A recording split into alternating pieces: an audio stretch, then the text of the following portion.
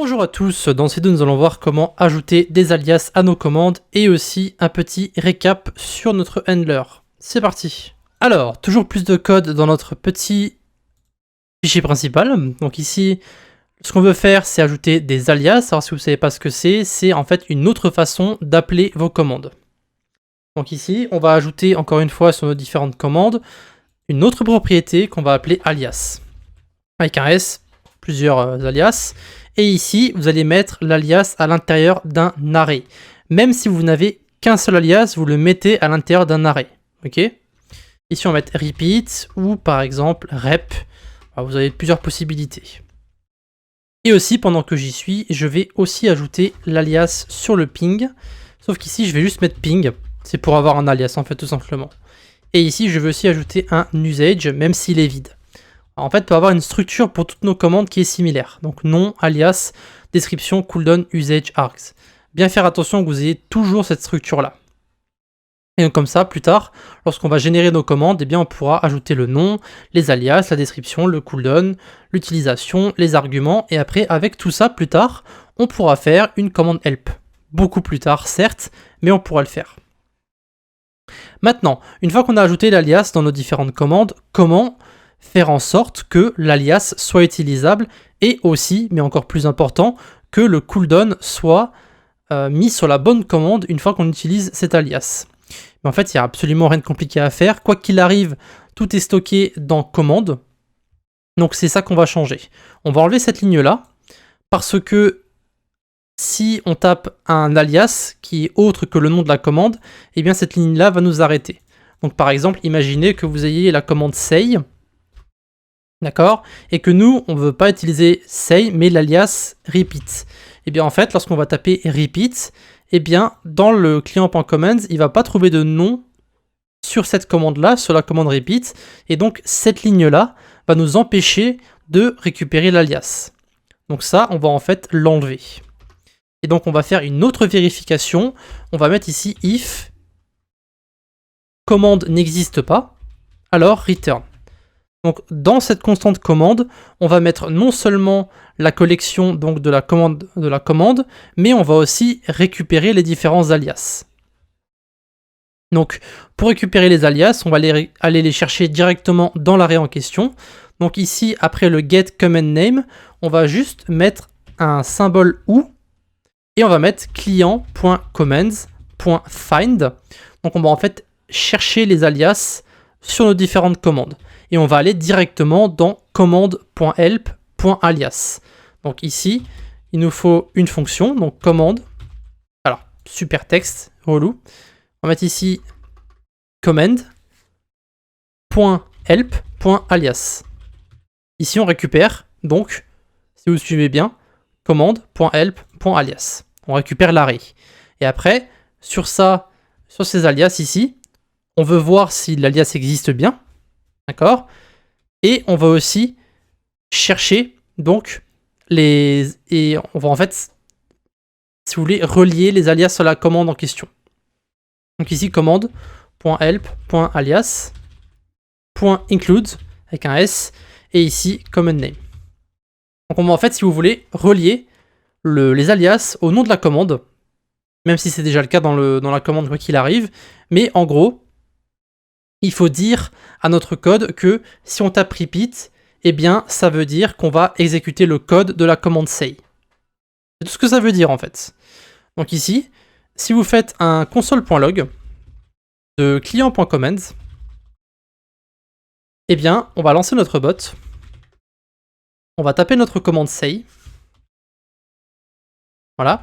Ici vous pouvez voir que sur la commande say, qui est ici, vous avez donc dans le help, vous avez l'alias qui est sous un arrêt, et vous avez donc cet arrêt-là qui va être récupéré. Et donc, lorsqu'on va taper repeat, on a une erreur. Ah non, j'avais arrêté le bot. C'est ma faute. Repeat lol. Vous pouvez voir que la commande se tape. Et donc ici, vous pouvez voir que dans notre collection, on n'a pas de commande repeat. On a ping et on a say. Mais c'est tout. Sauf que, ici, avec cette ligne ici qu'on a marquée, donc le ou, donc le find, en fait, dans notre array d'alias ici, vu que l'alias a été trouvé, donc l'alias repeat, eh bien, cet alias repeat a été attaché, donc temporairement, on va dire, à notre commande say. Évidemment, l'alias appartient à la commande say, mais c'est pour que le code repère que nous ayons cette fameuse commande. Donc ici, vous pouvez essayer repeat, vous pouvez essayer rep, vous pouvez essayer de taper avec le cooldown, d'accord? Alors par défaut, évidemment, ça nous renvoie qu'il faut des arguments, mais si vous mettez rep plusieurs fois, vous pouvez voir qu'une fois que vous avez tapé la commande correctement, ça nous renvoie l'erreur avec le cooldown. Voilà, tout simplement. Donc notre handler fonctionne parfaitement. Nous avons donc construit plusieurs propriétés pour notre handler. Donc nous avons les arguments, l'utilisation de la commande, le cooldown, la description, les alias. Donc notre handler est plus ou moins complet. On le modifiera éventuellement par la suite. Maintenant qu'on a vu comment faire les alias, on va faire un petit récap sur notre handler. Donc on a ici le nom de la commande qui est récupéré via ce qui se trouve avant les arguments, mais au niveau du préfixe. Ensuite, on va comparer ça dans notre collection que nous avons créée plus haut, je le rappelle. Donc ici, client.comment, qui va stocker toutes nos commandes. Nos commandes se trouvant directement dans des sous-dossiers, donc obligatoirement des sous-dossiers.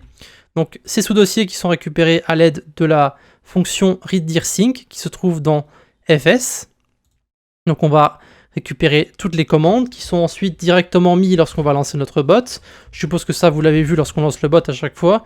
Vous avez commande chargée ping say. Ça vous l'avez à chaque fois. C'est grâce à cette ligne qui est ici. Donc on récupère en fait le nom de chaque commande qu'on a chargée dans notre collection client.commands. Ensuite on va activer la fonction qu'on a créée ici pour que toutes les commandes soient chargées. Et après ça, eh bien, on fait des vérifications par rapport à ce que l'utilisateur va taper. Donc ici, on vérifie que le nom de la commande existe.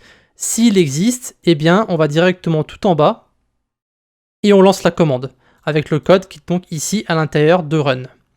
Et après, vous avez plusieurs vérifications qui sont faites par rapport à la commande en question. Donc si par exemple, la commande doit posséder des arguments, donc si le args est true ici, eh bien, on va renvoyer l'erreur qu'on a mis ici un peu plus haut, donc c'est ici, if command help args, et que donc, si la commande a besoin d'arguments et qu'il n'y a pas d'arguments qui sont mis dans la commande, eh bien on renvoie l'erreur ici. Il nous faut des arguments pour cette commande, et ensuite on renvoie un autre message, voici comment utiliser la commande, et le message d'utilisation est directement mis ici, dans notre help, encore une fois. Donc ça c'est la vérification pour les arguments. Et ensuite, si les arguments sont fournis, alors on vérifie si la commande n'a pas été déjà tapée auparavant, donc avec le cooldown, et le cooldown qui est donc par défaut 5 secondes, est mis ici. Vous pouvez mettre 10, 15, 20 secondes, vous mettez ce que vous voulez. Et donc, si vous ne voyez pas comment fonctionnent les cooldowns, je vous conseille d'aller voir la vidéo sur les cooldowns. On a vu plusieurs choses, ça je peux l'enlever, le console.log, enlever celui-ci aussi.